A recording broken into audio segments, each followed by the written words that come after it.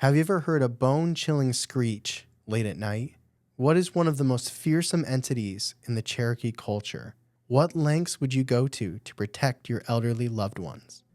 Today, we test the believability of the Raven Mocker.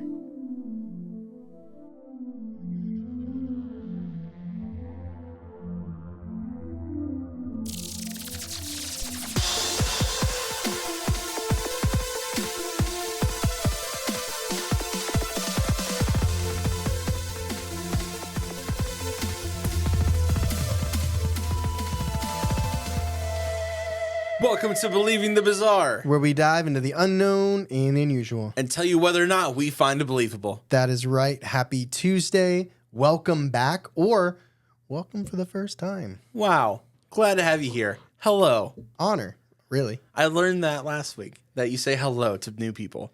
Hi. It's the same thing. Hi there. No, I'm just saying other ways of saying Oh, it. okay. Hi. Bonjour. Ni hao. Ni hao. The guy for the red. What is it? Red no. Red no. Gotta get ready for that. That's right. But thank you everybody so much for joining us today. We have a creepy entity, and it is Cherokee lore, and it is intense. Very excited about this. A lot of Cherokee lore. Charlie is a little familiar about this because on Patreon, once a month we do a quiz. We take turns quizzing each other, and I quizzed Charlie on this topic over on Patreon. So if you want to know how he did or take the quiz yourself, it's there. Also want to say thank you to our newest Patreon members for this month, or this week, I should say.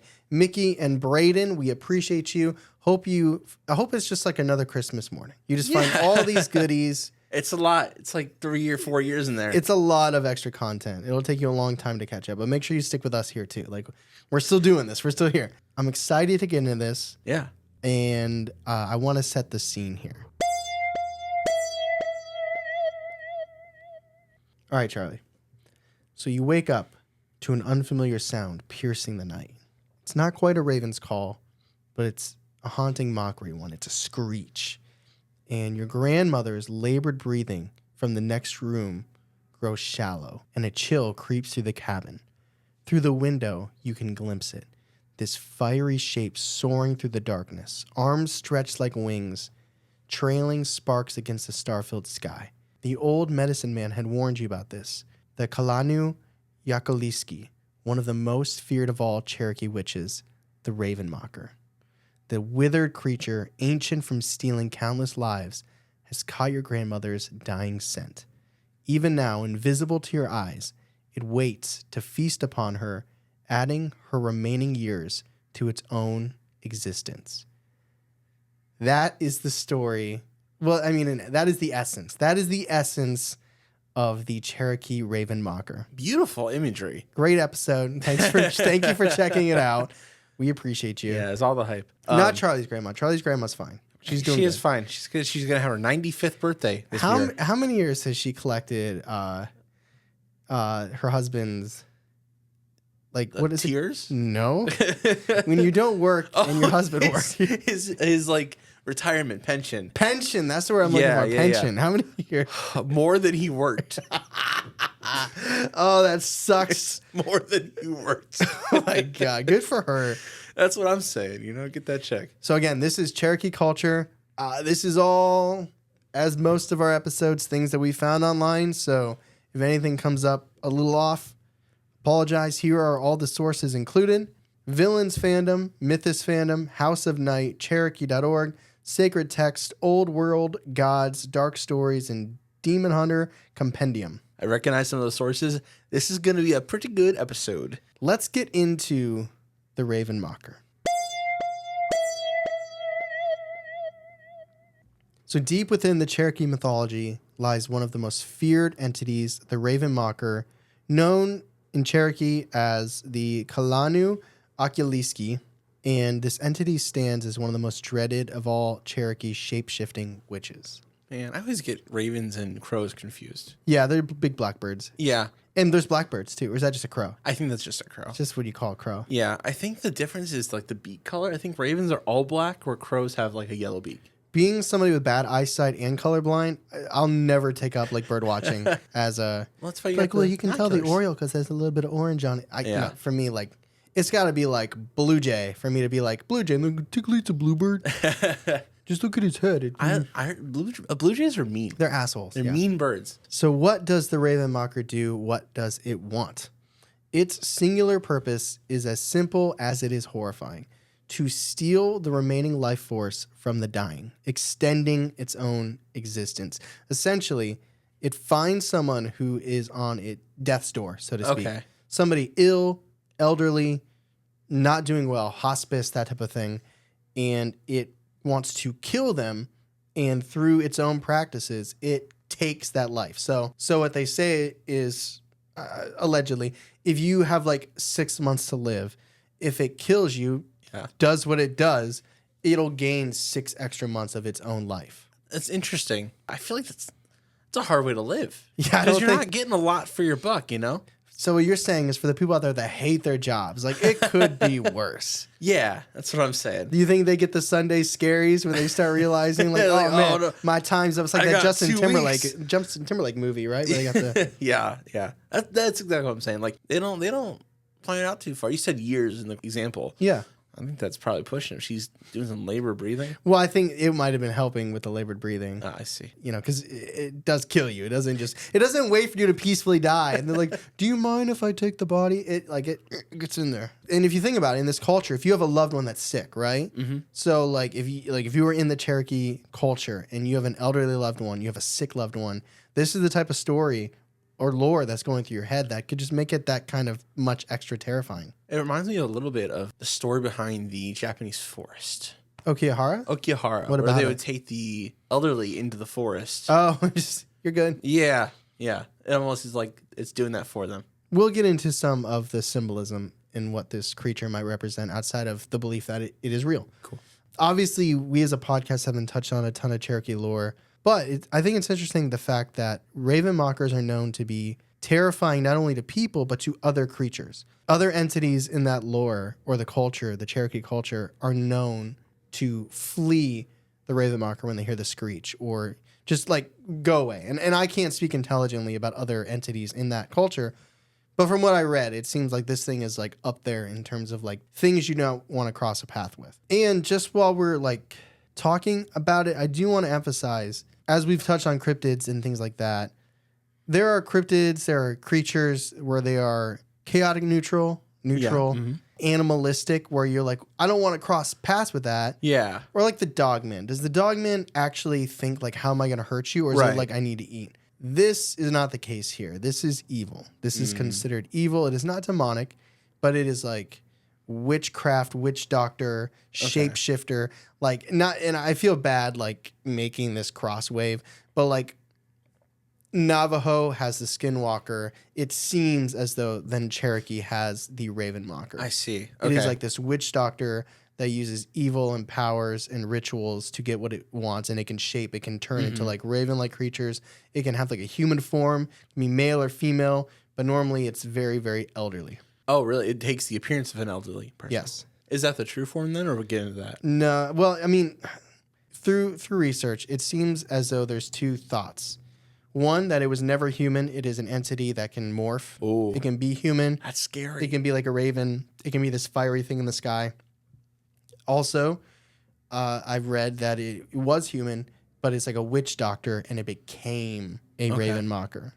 I'm not of the culture, so I can't say this one's true, this one's false. It's just what I found. The first one almost sounds like forgive me for the stretch, it almost sounds a little bit like a djinn to me. I thought you were going to say elemental. I don't know why. Well. But can djinn die? Because this thing can die. Like, this thing needs to feed. Yeah, no, no, not in what it does, but in the way it presents. Okay. Other names for the raven mocker include the death spirit, he who covers his face, just mocker, which I went down a whole thread of mockers where it's like mimic stuff. Oh, yeah. Not this stuff at all, but I went down that thread. I'm like, ooh, I could future see episode. how that, yeah. And death caller.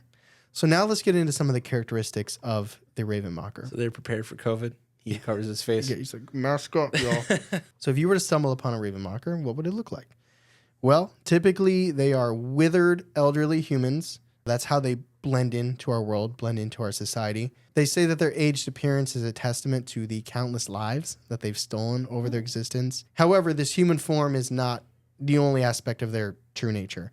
So while they're hunting, so when they found their prey, when they know who they're going after, it is said that the raven mocker can transform into this fiery being soaring through the night sky, like its arms outstretched like wings and leaving trails of sparks in their wake. That's so cool.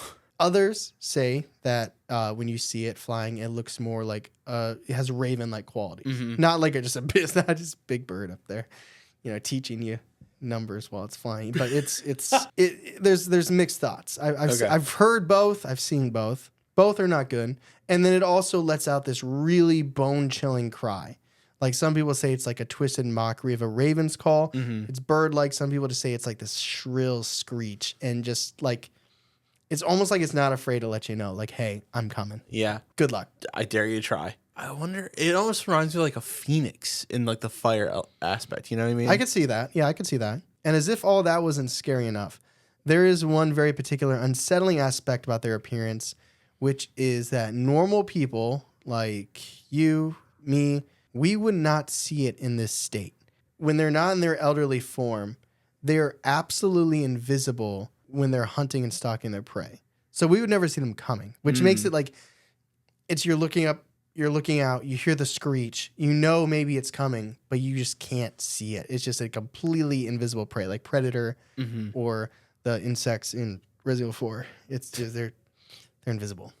To us, normal folk, the villagers. Yeah.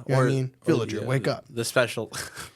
The villagers don't wake up, actually. They night werewolf, they're always sleeping. They take NyQuil every night. They're like, I'm tired of this dying shit. Hope he comes tonight.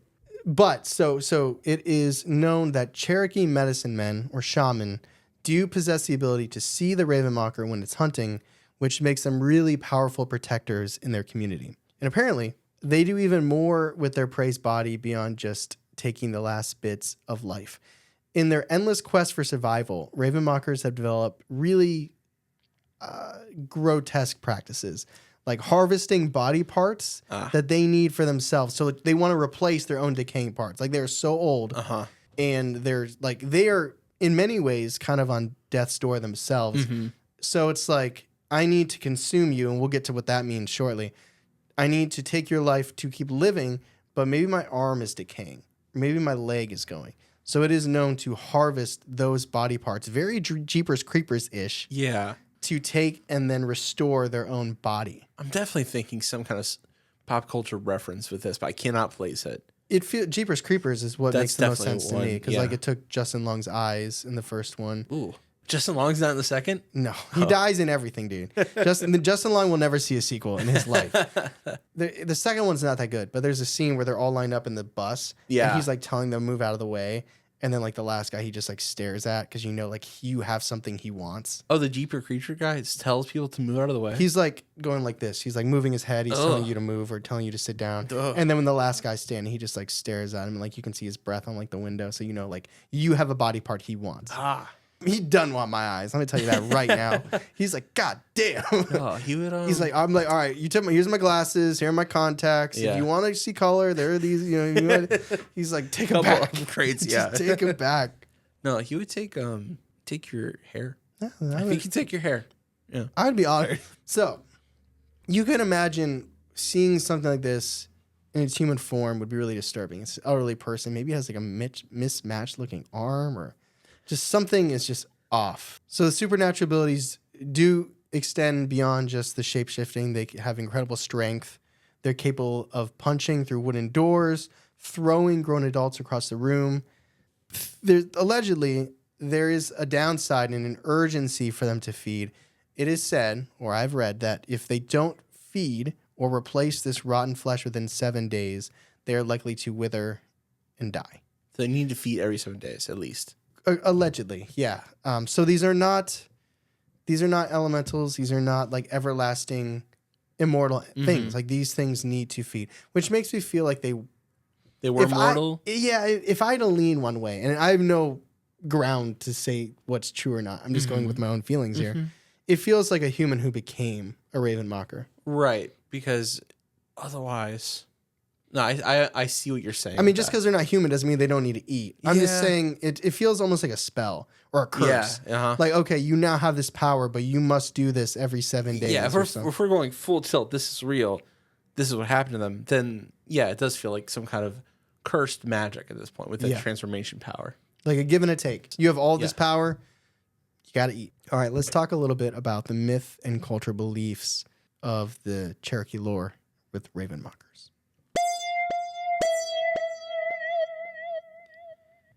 So in like the cultural beliefs, now this is what the raven mocker could be representative-wise beyond just like a real entity that is going to kill someone who is on death's door, right? Mm-hmm. So it's sort of a symbol. You could say that it embodies the essence of darkness and death, but there's also people that believe that it could be a symbol for consequences that come with breaking sacred taboos, engaging in forbidden practices, and also that their existence serves as a reminder that you need to care for the sick and the dying. Don't just let the elderly and the sick perish. Like, if you don't care for your elderly, if you don't care for those that are sick, then something bad is going to happen. And this I can't remember the exact episode. I'm imagining a story we did where there's like a little girl in water. Was it a Kelpie? Was it something? There's some story we did where we're like, this sounds like this thing was created just to get kids from wandering off. I think it's probably Kelpies. Was it Kelpies? To keep kids away from water. Yeah, it's like, watch Yeah. out, there's a horse and it'll take you. I don't know if it was Kelpies, but And that sounds like I know Kelpies. we did an episode where we're like, it sounds like this whole thing was created just to keep kids away from drowning in water. Yeah. So I'm not saying that's the case here, but I'm saying that if you look at the overarching theme of Yeah. what this could be, some people theorize, and I could see where they're coming from, Yeah. that the idea of this myth, this lore, is care for the elderly. Yes, because otherwise they'll be taken from you without prematurely. Yeah. In a very undignified way. So moving on, the hunting patterns for the raven mocker follow a very chilling routine. So obviously we already discussed they're looking for the vulnerable, sick, elderly, dying, and before claiming their victims, raven mockers engage in torment. Like they don't just, it's not like they sneak in, take what they need, and leave. They throw the dying people from their beds. They throw them against a wall. They press their chest to restrict breathing. Like there's torment. There's torture. They enjoy doing this. That's what I'm saying. This is evil. And okay, so we talked about the taking the life. We talked about the limbs and things like that to replace decaying body parts. But there is one very particular part about a raven mocker hunt, which is incredibly disturbing. And it is the fact that they specifically are after the heart. They are heartbreakers, man. They want to consume your heart. That is how they take your essence. That is how they take your life. It's not like they kill you, and if you had a year left, they get a year. The idea is that they kill you, they consume your heart, and then by doing that act, they get whatever amount of years you would have left. Okay. So even if they kill you, they don't get unless they get the gold. They must consume the heart. And the way that they consume the heart is unexplainable. Okay. They don't. It's not like Indiana Jones and Temple of Doom. Kalima. Nope, none of that. It is magically removed. Like there's no. They have the heart. Yeah. They eat the heart. But then when people find the body later, there's no wound. Like there's no cuts. There's no abrasions. There's nothing. It looks just like I would look now, except without a heart. With Which some no people heart. might say. That is pretty insane, though. That's part of the supernatural aspect of it. I mean, Yeah. there's a lot of supernatural aspect to this, but that's another part of it is that, I mean, it would be just as brutal if they just shove their harm I in would your argue that's a little chest. more brutal. Yeah, it is. Yeah. Well, I mean, the feeling of a heart randomly somehow disappearing is That probably would pretty be rough great. too. Yeah. And they just like, oh, Well, they it's probably... a Scooby snack. what I didn't say is they also bring a little salt with them. So just a little salt, you know what I mean? But they're watching their sodium. Yeah, so, they're yeah. almost dead too. You know? Yeah, The demon they're doctor older. said you got to watch your cholesterol, and sodium intake. Yeah, no, they just eat it, and that's how it works. So you could see how, if believing in this to the fullest extent, if you're in the culture, not saying everyone in the culture does, but if you are in the culture and you do believe this, if you have an elderly one maybe living in with you and they're not doing well, they live nearby and you hear that screech, you know what I mean? Yeah. Even if it's a normal screech, but you just can't identify it, how that might just get your heart racing a little bit. Yeah, especially like almost like cougars make that screech too. There's lots of things that make that noise. That's scary. There's so many animals that make so many creepy sounds, but I mean, if you're in this and you're in the situation, it's one of those things where I feel like if it doesn't apply to you, it doesn't apply to you until it does. You know what I mean? Yeah. Like this isn't. And I hate that. I feel like that's how a lot of humans are. I mean, there's some very, very empathetic humans just in general, But for a lot of things, it's like they say until it's happening to you, you don't know how you would deal with it. And I feel like the idea of the Raven Mocker is like, that's creepy, but but then if you're in that situation where you have a loved one who isn't doing well, a brother, a parent, a friend, someone, and they're not in, good shape, and then you just hear something, and then it just brings all these thoughts, that the big what if. Yeah, it's like, how do you process that? There must be fear. There's got to be questioning, and it's just like, what do you do? Now, if you're going to ask me if there's a recorded autopsy of someone who claimed that their elderly loved one was killed by a Raven Mocker, would I dare ask that? Yeah, I have 2 questions for you. If you have that question, Sure. Is this true crime? No. Do you hear Roomba music? No. Moving on. Okay, so let's say one's coming, right? Like, let's say you have a loved one, they're sick, and you've heard the call. It's been a few days. You feel it creeping. You just have that urgency. What can you do? Can you defend them? Can you defend yourself? Can you fight this Raven Mocker? What is your game plan? I assume you put the old person outside and say, goodbye. Good luck. Yeah. Go to Japan. There's this forest. You'll love it. Yeah. No. It comes to the Cherokee medicine men, the shaman. These spiritual leaders possess the unique ability to perceive Raven Mockers even in their invisible form. Like I said, remember, to us, invisible. So it'd almost be like that, like a scene where you would, if you happen to walk in, where you're just like seeing them get thrown around the room, like very Paranormal Activity-ish. Yeah. Can you imagine like a scene like an older person just walking out of the woods, and then it smiles, and then it just it's gone. Ugh, I don't like that. Can you imagine that? That'd be No, so cool. I don't want to imagine that. I imagine need to see that. So because they can see them, seeing is half the battle in this case. So I'd be screwed. This is really a big episode attacking my eyes. It's really self-deprecating. So basically what they can do is they can stand watch. Like at the very least, like they can kind of try to guard this sick and dying loved one. And allegedly the power of these medicine men is so great that if they spot the Raven Mocker in its truest form, that the Raven Mocker will perish in a few days. Here's a quote from Demon Hunter, the website I mentioned earlier. Quote, "The Raven Mocker seems to only have a few vulnerabilities, and there are even fewer ways to kill it. Only a Cherokee medicine man." Just imagine the fucking car. You gotta run his ass, or Jeep Cherokee. You gotta run it. You gotta put it in 4-wheel drive. Put your brights on. Only a Grand Cherokee and splatter. It's not even a Cherokee. It's a Grand Cherokee. It's gotta be red. I don't know why, but I loved my Jeep Wrangler, just so that's clear. Only a Cherokee medicine man can protect the sick. That'd be funny if that was all quote, by the way. It wasn't. It was. Only a Cherokee medicine man can protect the sick and dying with his wards and rituals. The family can hire a shaman for this reason, as only he can see the Raven Mocker in its invisible form, and he will watch over the Raven Mocker's prey until the person makes their recovery, keeping the monster at bay all the while. If the worst should happen and the person dies, then the medicine man will watch over that person's corpse until burial. Once the body is buried, the Raven Mocker cannot steal the heart. This could be because Cherokee burial rites prevent it from desecrating the grave. Either that, or the monster doesn't know how to dig. Unquote. So basically, it's protecting the essence of your loved one even in death. Yeah. So they will guard it because if they see it in the form, they can, obviously kill it.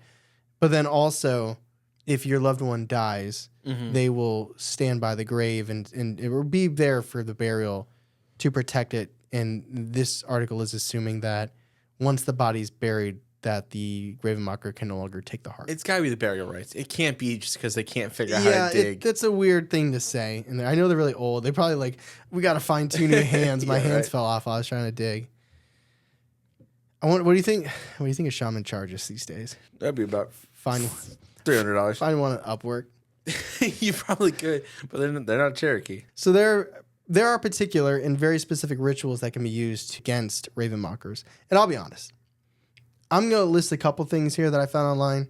If I had to guess, I assume that the actual specific true rituals are probably pretty close to the vest in the Cherokee culture. I was going to say I would give to know what they are, but I guarantee I will never know. And I don't blame them either. I Right. mean, Navajo is very similar too.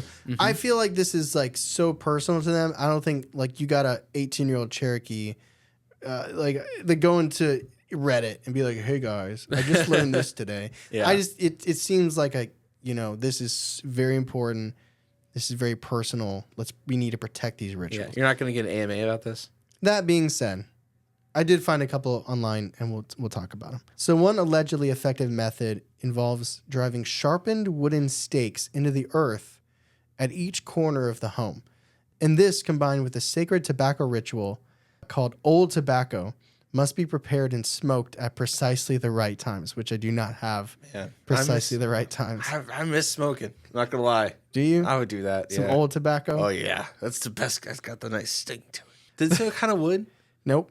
No? Does any kind of wood? Well, this is what I'm talking about. Yeah. I bet there's probably only one type of wood. Probably. And they got people going to Home Depot like, man, well, these are on sale, man. The maple's way cheaper than the oak. So the medicine man will walk around the perimeter while blowing smoke in all directions, creating a protective barrier. Now they say, should a raven mocker approach, the stakes in the ground will supernaturally launch themselves and pierce the creature right in the skull. Listen, when you told me about this originally, In the quiz. I thought, when you first said like the stakes in the ground, I was like, that's dumb. What could that do? But this description is very cool. Now I feel like you can't have the stake be down, right? Like, or like both sides need to be stakes. Because like I feel like you would have to do a little flippy in the air. I think it does. You know what I mean? Like it'd have to be like backing out or like flicking. It can't just go. It doesn't cater. Like the part that's down can't be the part that hits you in the head. No, I think it must pop up and then just like stab. Does a little flip. One I flip. think the K turn is like, he comes up, sees it like a stab down. You think it just goes like this? See, Yeah. I was imagining it being like a fluid, like, but then like the top part of the stake would be the flat part. You'd have to do both Have to do sides, a little flippy. and that comes to other problems. Look at that wood. Yeah. Various talisman and protective charms also exist within the Cherokee tradition, capable of detecting the presence of these beings and apparently revealing the true form. So let's talk about the legends a little bit. Now, these aren't encounter stories, like these aren't Reddit encounter stories. These are the type of like oral traditions that within the culture. Like when we talked about the Wampus cat. Yeah, like like- stories that were told, that people heard, that you might hear around a campfire, Yeah. that have leaked out to us, essentially. Man, did you hear that A in the Wampus cat? Wampus, it's I Applebee's. Ohio'd that up. Salad. So amongst the most famous accounts of confrontations with raven mockers is the story of a very legendary medicine man who actively hunted them. Oh, cool. Using his powerful abilities, he successfully identified and defeated several raven mockers, proving that these fearsome beings could be overcome with the right knowledge and preparation. After he defeats them, can people see the bodies? Or is it just like, No, look on the ground, it's invisible, I killed it. That's a good point. I was like, no, it's like Resident Evil where they go into the ground. Yeah. And then they're like, ammo. No, I don't. I know. He's like, I definitely got that one. It's right there. he's like, this next room in my house is a little gross, but it's where I keep my prizes, possessions. To him, he's got like all of their bodies, like, hanging in the wall. Everyone's like, it's a nice blue. This guy's weird.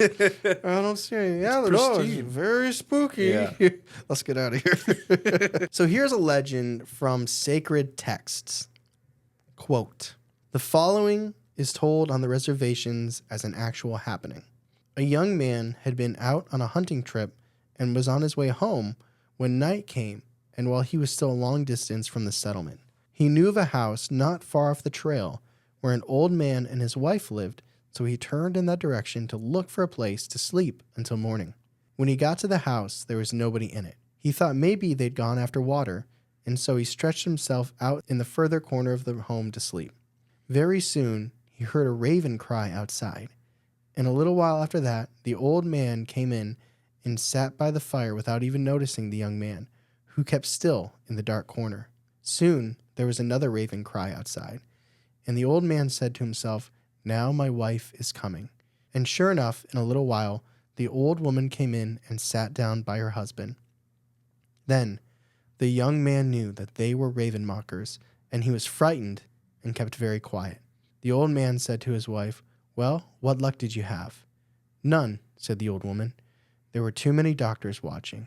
What luck did you have? I got what I went for, said the old man. There's no reason to fail, but you never have luck. Take this and cook it unless we have something to eat. She fixed the fire, and then the young man smelled meat roasting, and it smelled sweeter than any meat he'd ever tasted. He peeped out from one eye, and it looked like a man's heart roasting on a stick. Suddenly, the old woman said to her husband, "Who's over in the corner?" "Nobody," said the old man. "Yes, there is," said the old woman. "I hear him snoring." And she stirred the fire until it blazed and lighted up the whole place, and there was the young man lying in the corner. He kept quiet and pretended to be asleep. The old man made a noise at the fire to wake him, but still he pretended to sleep. The old man came over and shook him, and he sat up and rubbed his eyes as if he'd been asleep the whole time. Now it was near daylight, and the old woman was out in the other house getting breakfast ready, but the hunter could hear her crying to herself. "Why is your wife crying?" he asked the old man. "Oh, she's lost some of her friends lately and feels lonesome," said her husband. But the young man knew why she was crying. When they came to breakfast, the old man put a bowl of corn mush in front of him and said, "This is all we have. We've had no meat for a long time." After breakfast, the young man started on again. When he got back to his settlement, he told the whole story, and a party of warriors started back with him to kill the raven mockers. When they reached the place, it was 7 days after the first night. They found the old man and his wife lying dead in the house, so they set fire to it and burned it and the witches together. Unquote. Seemed pretty nice for witches. I know they gave him some there, but he wasn't almost on death's door. They're like, yeah, you're nothing to us. Do you think because they revealed themselves, it counted then? What do you mean it counted? Because to kill them, he was like, this is our true form. Now he knows because he wasn't a shaman. No, they were in their human form. He could see them because they were in their human form. Yeah. So if anyone sees them in their human form, they die. No. The human form is not their true form. Okay. Anyone can see them in their human form. Okay. You have to see them in their true shape-shifted form. Okay. But because he found out they were... you and I could see a raven mocker at Walmart. You know what I mean? If they're in the human form. They died because they didn't eat in 7 days. Oh, is that what it was? Yeah, so they went back 7 days after he had been there. Okay. And so they had no other meat. I understand now. Yeah, see, that's why they were crying. They were all going to... He gave him some corn mush. This was everyone worked out every day. There was only one store in town. It was a Planet Fitness. And they all went there. They were all very healthy. Very healthy. These are all the Spark Notes. These are the Cliff Notes, the annotations. There's context is that this settlement had a Planet Fit. No one was sick. No one was dying. So they had no one to feast on. So they were just wilting away in their cabins. Does that answer your question though? Yes. I almost feel bad for them. And I know I shouldn't probably. You probably shouldn't. But I do. They ate someone's heart over a fire. There's one person listening that's like, yeah, I've had a heart. Not that sweet. It's a little more bitter than you might think. Salty. I've heard human tastes like pork. Cool. I don't like pork. So this isn't a specific legend, but this kind of ties in the battle between Cherokee medicine men and the Raven Mockers. So here's a quote from Old World Gods. Quote, "One common strategy was to expose the Raven Mockers' true identity by using talisman and other protective objects infused with Cherokee medicine. These talisman were believed to possess the power to reveal Ravenmockers' true forms, making them visible when otherwise they might remain invisible and thus vulnerable to attack. In some instances, Cherokee warriors embarked on dangerous journeys into the spirit world to confront the Ravenmockers on their own turf. These brave warriors used their spiritual strength, guided by the wisdom of their ancestors, to engage in battles against these malevolent entities. The battles against the Ravenmockers often resulted in fierce and grueling confrontations. Cherokee warriors risked their lives to protect their communities from the evil influence of these creatures. It is believed that a successful battle against a Ravenmocker would not only save a single life, but would also help safeguard the entire Cherokee nation from their wicked intentions." Unquote. There's some stuff in there that doesn't quite match up with everything else we've talked about. It feels a little extremist, a little extravagant. Do you really like the idea of this engaging this evil monster and this heroic warrior? But in reality, right, you see this actually happening. It's just a young guy beating the shit out of an old man. You're like, oh, he's okay. And you're like, no, he's a Ravenmocker. No. Duh. Bring it on, old man. Bring it I on. have to teach you this lesson, old man. No, but I really like the idea of like good versus evil, epic evil versus epic good. I love that idea, but the reality of the visual is funny. Yeah. I like how the whole last part is like, by doing this battle, they're going to keep their areas safe. And they know that while it is dangerous, they're most likely to keep their areas safe if they do this battle. Yeah. Very Ghost Adventures. All right. So that is the characteristics, the background, the lore, the legend, the spiritual beliefs. Let's get to the couple of encounters. All right. I have 2 encounters that I found on Modern the encounters? Reddit. Yeah. Whoa. Yeah, anything older I would have put above because it's like the lore, the legend, the oral traditions. Like, what is modern in this case? Now, like in the last 10 years. Okay. Okay. Like they probably have cell phones. I don't know what you I meant like from like the 80s or like MySpace. I know they MySpace? no, they have this is now. Like these are things in the last 3 or 4 years that have been posted. Who's the top 5 for Ravenwalker? Probably Skinwalker. They just go to the nearest assisted living center. Barbara, Jeanette, Deborah, Betty Ann. Oh yeah, because other entities run from it. Yeah. So. Yeah. And Richard. Like those are Richard. the top 5. And they just keep Definitely. they keep They alternating. keep changing. It's weird. I saw an old guy walking around with Richard's tattoo on his arm. Oh no. All right, so the first encounter comes from Reddit.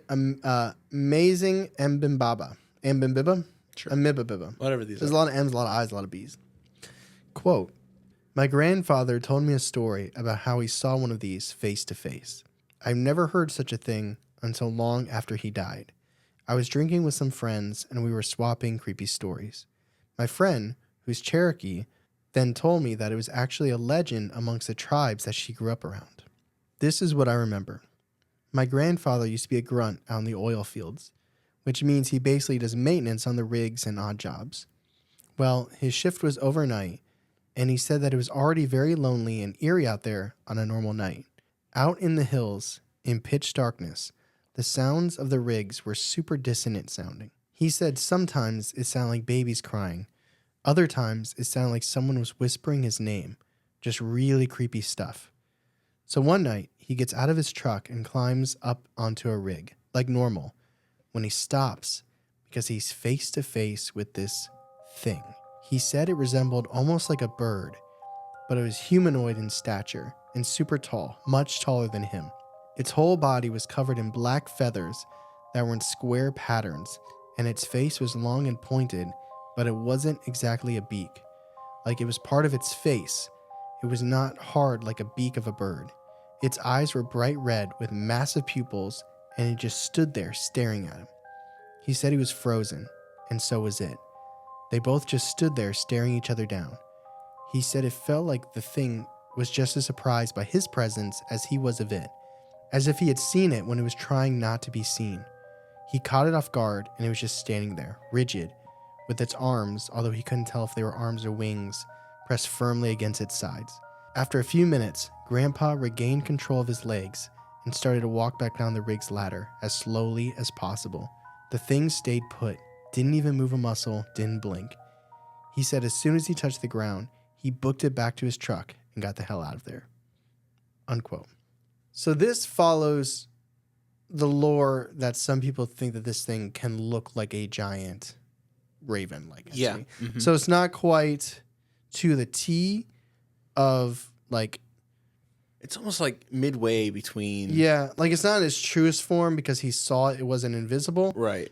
And obviously, the chances of it, someone on that rig being who he was going after, are probably slim. Mm-hmm. So it's like the preparations of going from, like, imagine if it was someone he worked with or something, right? Like yeah. someone who was there getting ready to fly or getting ready to begin the hunt. Yes. Yeah. It's just like, ooh, if true. this is awkward. Actually, that kind of gave me chills. Yeah. The idea of seeing this thing.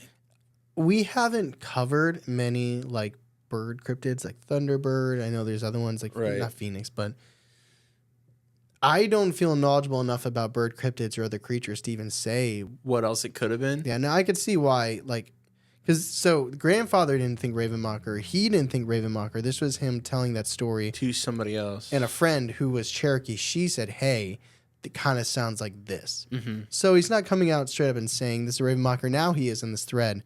but it wasn't like his grandfather was like, I saw a raven mocker. Yeah. It was the story it was just I saw this thing. Yeah. And then somebody from the Cherokee culture that he was talking to was like, oh, you know what that sounds like. That's real bad, man. Gosh, maybe I'm just cold, but I'm just getting chills, man. That's creepy. I don't think I like that. And it didn't say where it was, but they said the rig, so it makes you think Texas. Yeah, I was getting Texas vibes too. Yeah. It doesn't explicitly say. I see there's a lot of oil fields. I watched a show on Paramount called Landman, And and that's about Texas oil fields. there's no women, just men. there's women. There's a lot of women. All right, so our second last encounter, quote, before I start, I am Native American, half Cherokee, in Park Creek, and also Shawnee and Kickapoo. My mom is full-blood Cherokee. Names in the story have been changed for safety reasons. My grandpa Thomas, whom I miss deeply and also helped raise me, used to tell me stories while he sat and smoked tobacco in his corncob pipe. One afternoon, we sat down, and he told me of my great-grandpa Sunhawk, who practiced medicine and was well respected amongst the people who came to him for help. This is his encounter with a Kâ'lanû Ahkyeli'skï, or in English, a raven mocker. It was the late 1800s, so yeah, he was 1800s, Okay. and mid-fall, and Sunhawk was summoned to treat a man who was near death and kept begging his family to save him from a man outside of his window. He told them he needed to be protected. He didn't want his heart gone. His family knew of the old legends and knew what was going on and sent the eldest son on horseback to get Sunhawk. Sunhawk and the boy was an hour away from the boy's home when Sunhawk told him not to be afraid and to pray for protection from the Creator as they strode through the cool of the evening. The boy, not knowing of the creature that Sunhawk's eyes fell upon in an instant after seeing this fire-like bird flying through the trees to the side of them. Sunhawk kept his eyes on this creature till it flew into the path in front of them, flames covering the trees. It went by, and it screeched, sounding like a raven as it disappeared towards the boy's home. The young boy asked Sunhawk why he looked up. He explained to the boy that his dad had a raven mocker trying to take his life. The boy couldn't see what he had seen, and he knew that this being was pure evil, and so they rode faster, hoping to make time enough to get to the boy's father.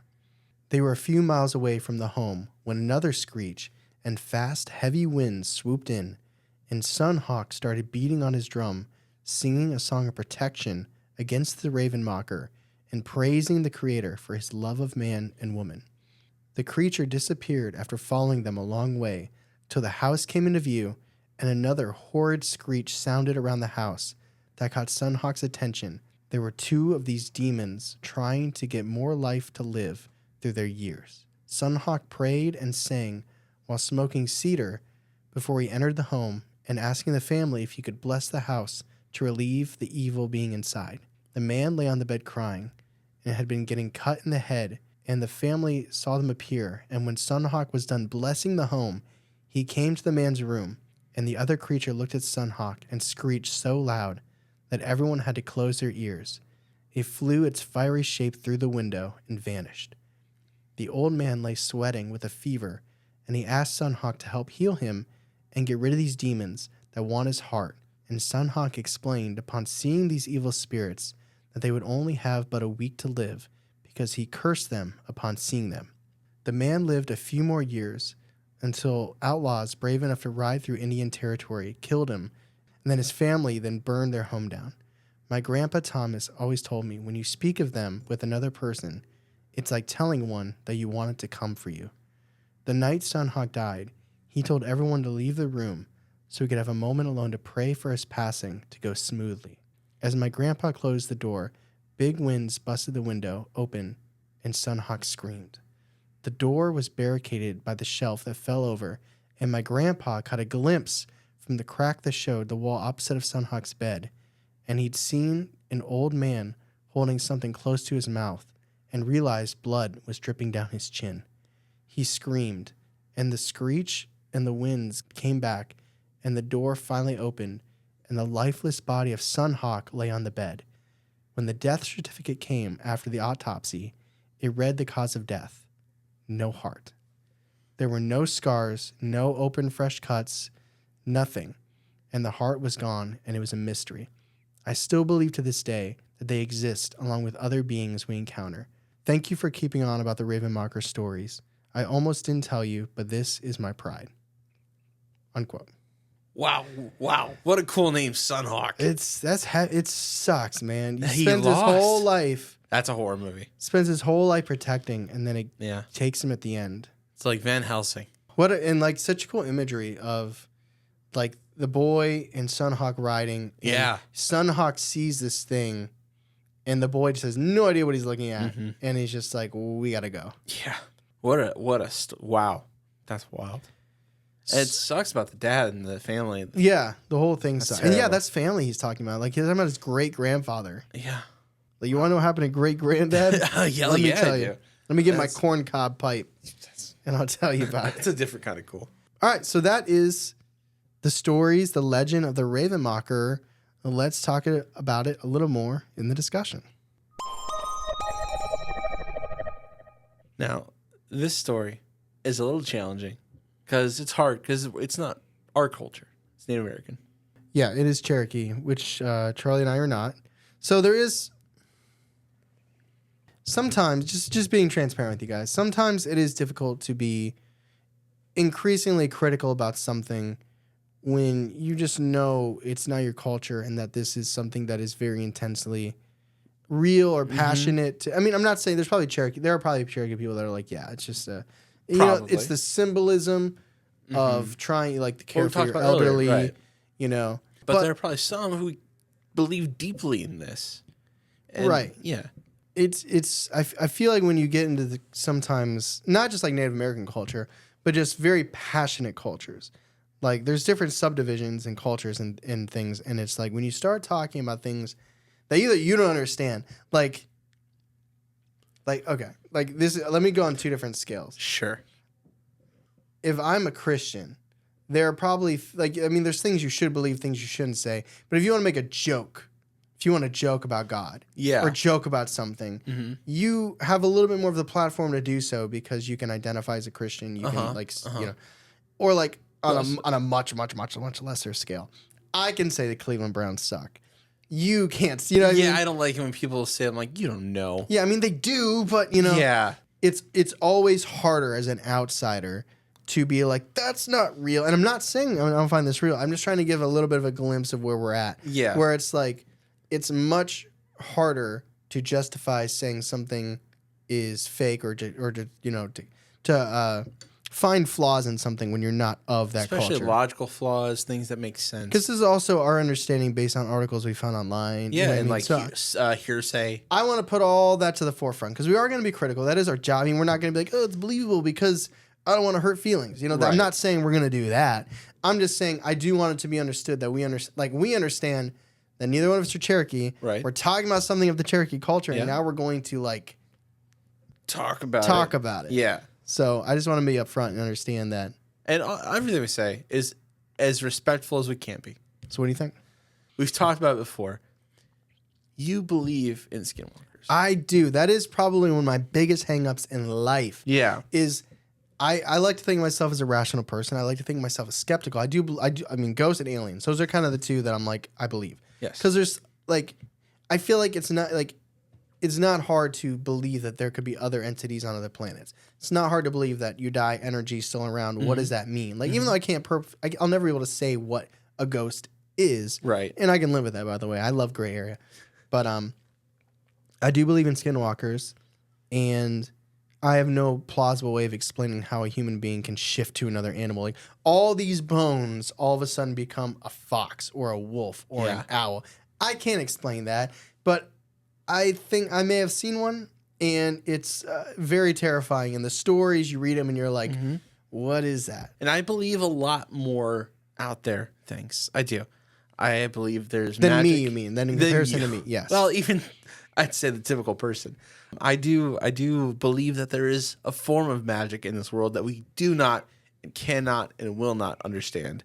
I believe there is forms that we can understand, but getting a little sidetracked, I believe there's an elemental spirit to this world where things are just magic. And this is one of those things where the Americas were, I'd say, entrenched, engrossed in that kind of almost like first magic. And this is one of those creatures I would say falls in that category. I do feel there is this like raw terror that draws at the human spirit that fits with the Ravenmocker. I do find it a little bit, the story is very inconsistent. And that's going to happen with old myths like this. It's also going to happen outside the culture. Yeah.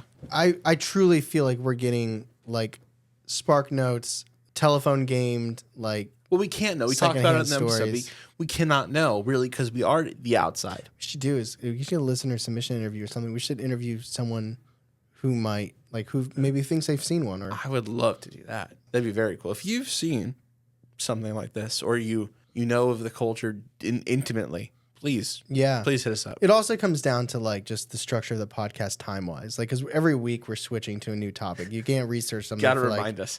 You know what I mean? But it's like, I mean, you could, I guess, hold off on a topic, but we're so next episode that normally it's like you have a week to pound out as much research as you can. Yeah.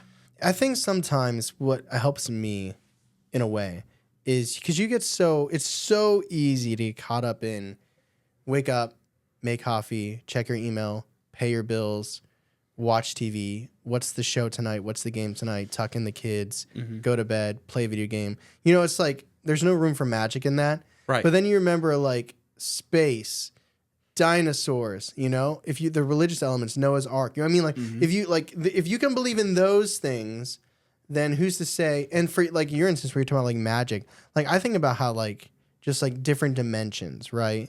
Like for me in my mind, instead of just magic, I think about like there are things living here that we can't sense because we don't have the ability to sense them, like taste, touch, smell. Like we don't have those senses, or like we only perceive this dimension where like ghosts or other beings live in dimensions in line with us, just not. So for me, that's a way of kind of, because magic to me still just doesn't hit the same. It doesn't resonate with me. I also like to bring that back to like almost true crime in a sense too, like crimes that take place in like, I say like the early 90s, right?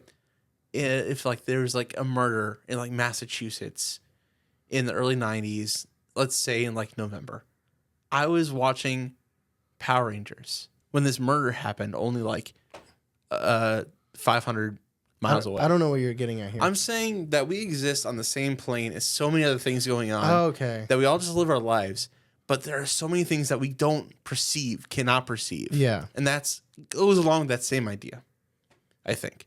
So I guess, where do you go on the Ravenmocker? What are you thinking? Well, what is our scale? Our scale goes from believable, viable, skeptical, unbelievable. That's right. Now, I believe I gave Skinwalker a believable. So I think you did. yeah, I think you did. but then you know, there's but then there's people There's like a lot more stories. there's people like, why aren't there more documented cases of bodies without hearts? Like we heard stories. These were like those like lore encounters. Yeah. Why are there not more stories about people being found without hearts? Unless it's so kept in the culture. I was going to say that's you keep it inside, you do the burial, done. I would love to have a conversation with someone in this. For now, I'm going to go viable because I gave it. Now, me saying that a Skinwalker is like a second cousin of this, I feel like someone out there is like, I want to fucking kill this guy. Because from the outside, it does seem similar in ways. It really comes to like witch doctor shapeshifting. There's like Skinwalker, you don't get the fire you boil flying, it down the heart a lot, consuming. Like it's not quite the same. I know it's not the same. But I'll go viable with wiggle room. I understand how easily this could be skeptical, but I'll leave it a viable. Charlie, where are you going? After this whole spiel about ancient magic, I am remiss to not go believable, but the stories are so inconsistent, and we don't know that many of them, and there is no physical evidence now that we know of. But I do respect where it came from. I do think there is at least some truth in it. I'm going to go viable as well. So that is our episode on the Ravenmocker. I wrote this out phonetically. I want to say it again because I like it. Kâ'lanû Ahkyeli'skï. I feel like you shouldn't say that 5 times in the woods. No. Well, they kept in the story. They kept saying Kâ'lanû, and I'm like, what? And then I realized that's someone mentioned in this episode somewhere that if you talk about it's an invitation. Oh yeah, it's like So, talking about. Did we invite this thing to everybody listening? Cool. No, no way. No. My health like is Black fine. Eyed Kids. Oh yeah, I mean that's just one of those scary things, you know. Like I said, I think it was last episode when I was editing that video of the haunting events. I felt like it was about to come through the computer, man. I'm like the people who edit like for Ghost Adventures and stuff like that, and you're just rewatching these, like you're seeing something that you can't explain, and you like edit. Like Audrey and Bella, like you're watching they edit those things over and over and over and over and over again. It's just like, ugh, I do not like this. But I hope you liked this episode. It was a lot of fun. Again, open to any discussions or interviews with people who may have seen one or heard a story of a family member. Very interesting. It's one of those things that I love hearing about. And it's weird to say like it's fascinating or like you enjoy it when it's just like it literally is evil. It is so morbidly interesting. It's like it's like a train crash. You know, I shouldn't apologize. People like listening to true crime. And that's just death and murder. Yeah. It's like how'd they get away with it? It's just interesting stuff. I don't want to. Doesn't have to be good. I don't want to get cut up and hung from the ceiling. I want to hear about Sarah and how that happened to her family. Unfortunately, and find out who did it. Oh, you don't know who did it? Well, sequel. But we appreciate you guys. If you are enjoying the podcast, head over to Apple. Let me just say we we only see United States. We could have a whole bunch of Canadian and Australian, but we don't. Chartable died, so we can't see those. But the last American Apple review we got was wishing Charlie happy birthday in November. So a while ago. We could see the love and appreciate that. We do get a ton on Spotify though. We love seeing the direct comments on every single episode on Spotify. Matter of fact, I have a couple of them from last episode. Charlie, what was the last episode that you did? Oh, as a listener. He was. The Goblins in the Field. Goblins in the Fields. Mirt J 1000 said, cool episode. I would love for a sleep paralysis collection. I think we talked about that. I think Back when we did, did I do sleep paralysis? You did, yeah. When we did sleep paralysis in the old Hag, I think we said, we're going to do a collection. Yeah. You know what? Maybe I'll do that. Maybe my next listener submission will be a sleep paralysis collection. Okay, cool. Hunky Chunk 1 said, when I worked at KFC in high school, I had a coworker named Kelvin, and we all called him Celsius instead. It's very funny. I love that.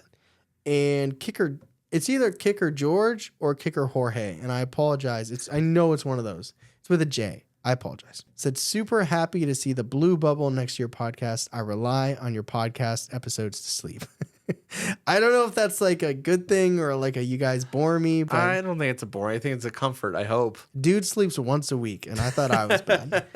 But if you are enjoying the show, please feel free to reach out, the DMs or leave the Spotify review, YouTube comment, or just even sharing. Like verbally sharing the show with a friend or hitting the share button, whether it's on Apple or Spotify or YouTube. It goes a long way. We appreciate it. Takes like 2 seconds. If you think there's someone that might like our show, just, we appreciate it. It takes like a couple seconds, hit the share. And if they like us, they'll like you forever. Probably.